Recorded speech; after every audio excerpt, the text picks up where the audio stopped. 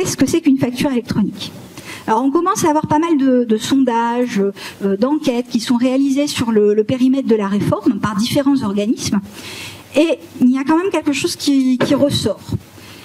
Déjà, quand on demande aux entreprises, apparemment, est-ce que vous connaissez la facturation électronique? Est-ce que vous connaissez la réforme? On a quand même une forte proportion d'entreprises, en tout cas dans ces sondages, de l'ordre de 80% des sondés. Je ne suis pas persuadée que ce soit très représentatif de l'état d'information de toutes les entreprises françaises, mais prenons l'information. 80% des sondés qui se disent informés, connaître la réforme et finalement plutôt bien informés. Quand vous demandez aux mêmes personnes, aux mêmes sondés, qu'est-ce que c'est qu'une facture électronique? On va dire que dans 70% des cas, ils vont répondre qu'une facture électronique, c'est un PDF qu'on envoie par mail. Donc on a un sujet, on va dire, de sensibilisation, de pédagogie à réaliser assez collectif. C'est quoi une facture électronique demain? C'est tout simplement une facture qui comporte un socle minimum de données sous format structuré, c'est-à-dire des données qui sont directement lisibles, exploitables par une machine. Et un PDF, ça typiquement, ça n'est pas, c'est des données entre guillemets statiques, pas exploitables, pas valorisables. Donc ça veut dire qu'on a défini avec les opérateurs de dématérialisation un certain nombre de formats pour acheminer des données sous format structuré, in fine pouvoir faire le pré-remplissage de la déclaration de TVA. Ces formats, on a pris un parti un peu différent de ce qu'on pouvait faire d'autres États membres. Je vous ai donné l'exemple de l'Italie tout à l'heure. L'Italie, en 2019, ils sont effectivement passés à la facturation électronique, mais ils ont fait un choix qui leur appartient, mais assez radical. Le choix, c'était on impose un seul format unique pour toutes les entreprises. Donc c'est bien quand vous êtes, si vous êtes une entreprise qui travaille déjà avec ce format, bon, c'est bien, vous n'avez rien à changer. Si vous ne faites pas encore de facturation électronique, bon, vous vous adaptez. Si vous travaillez déjà avec la facturation électronique, que vous ne travaillez pas avec ce format-là, bon, le coût d'adaptation est quand même un peu plus rude. Donc ce qu'on a décidé de faire avec les fédérations professionnelles, c'est d'être un peu plus ouvert, un peu plus souple, et donc d'accepter dans la réforme non pas un mais 3 formats informatiques pour transmettre ces factures électroniques. Donc c'est deux formats totalement structurés, c'est 2 IUBL. Ça tombe bien, c'est déjà des formats qui sont connus des entreprises, en tout cas de celles qui font de la facturation électronique dans le secteur public, puisqu'en fait ce sont les formats européens. Il y a déjà une norme européenne en matière de facturation.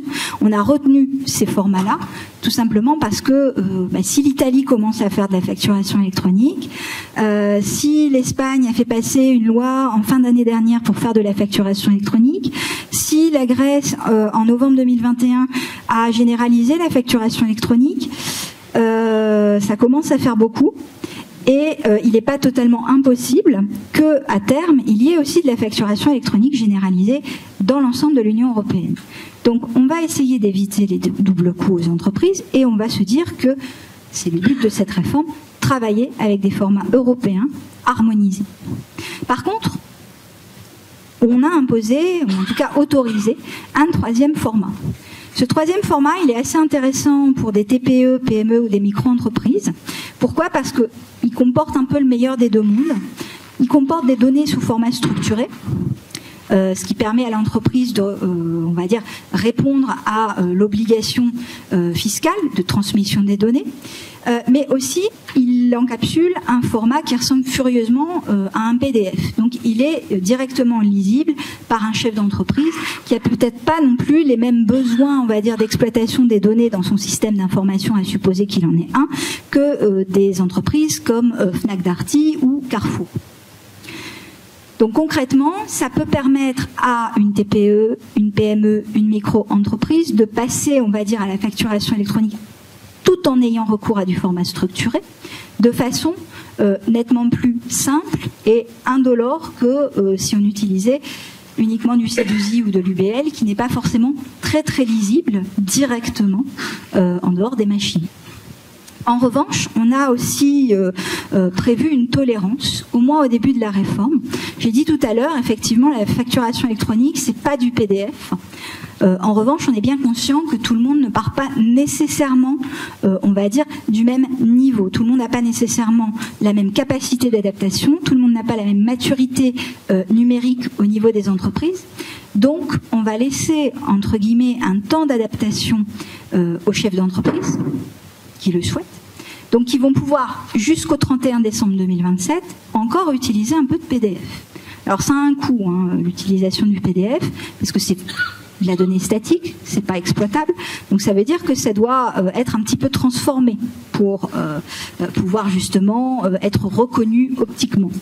Donc, chefs d'entreprise pourront encore, mais jusqu'au 31 décembre 2027, après 2027, il y a une extinction au niveau de la réforme du format PDF qui ne sera plus admis. Donc c'est vraiment, entre guillemets, de l'assistance au démarrage, une aide, entre guillemets, une tolérance qui permet de passer à la facturation électronique peut-être de façon plus simple ou en tout cas plus lisse pour les entreprises, mais clairement l'idée c'est au plus tard en 2027 de pouvoir se départir de ce type de format et de ne travailler qu'avec des formats structurés ou semi-structurés par exemple comme le Facturix. À terme donc, la facture PDF, la facture papier pour les transactions soumises à la facturation électronique vont disparaître. Le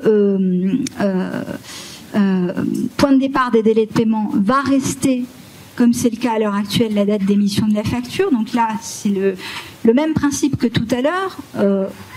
L'environnement, la réglementation en matière de TVA n'évolue pas.